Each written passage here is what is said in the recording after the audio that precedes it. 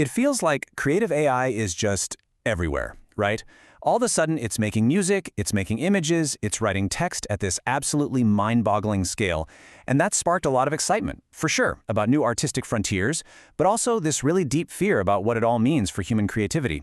So let's cut through the noise and figure out what's really at stake here. I mean, that's the big question, isn't it? It's on everyone's mind, and it gets right to the heart of all that anxiety that artists and, all of us are feeling.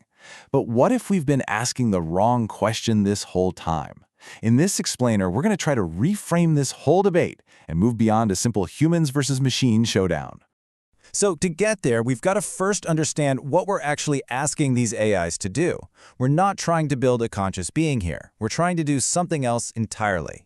And there's this researcher, Philippe Pasquale, who puts it perfectly. He defines a creative task as something that has no single objectively best answer. Think about it. Google Maps has one right answer for the shortest route. But art, whether it's a song, a poem, a painting, it's all subjective. And that's the world's creative AI plays in. It's exactly what makes it so powerful and so controversial. Pasquale actually breaks it down into two main types, or families, of these tools.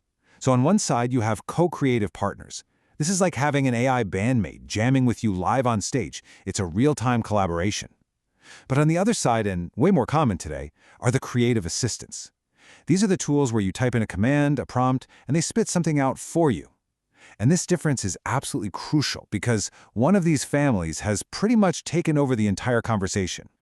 And that brings us to what's happening right now, the age of big AI, where those creative assistants have just grown to dominate everything, all thanks to these massive, corporate-controlled models.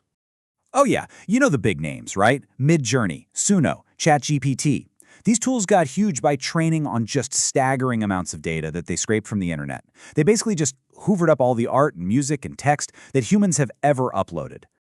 And all this has led to a pretty wild prediction, that in just 5 years, less than 10% of the stuff we see online will actually be made by humans. And the rest?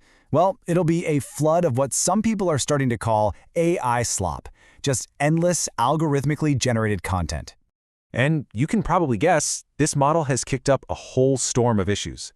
We're seeing these huge legal battles over copyright.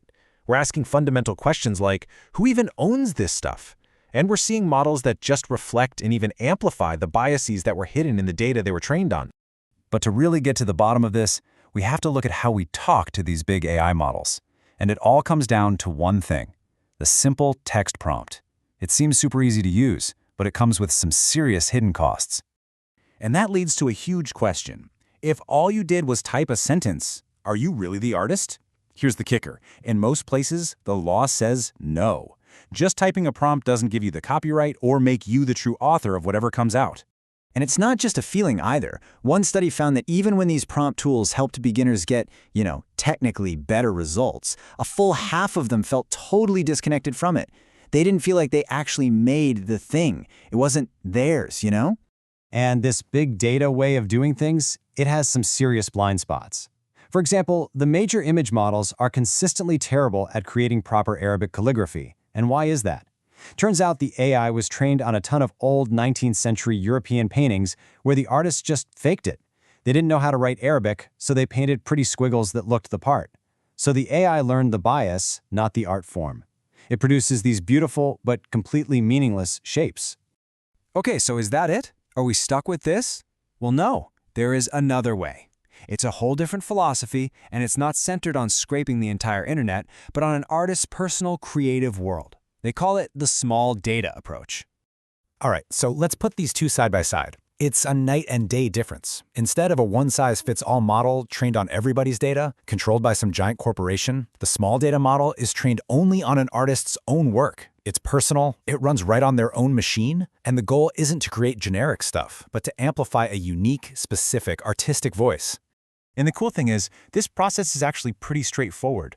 An artist gathers their own work, their images, their sounds, whatever. They train a model on their own unique style, and then they interact with it using direct controls, not just a little text box. The AI really becomes an extension of their own creative process.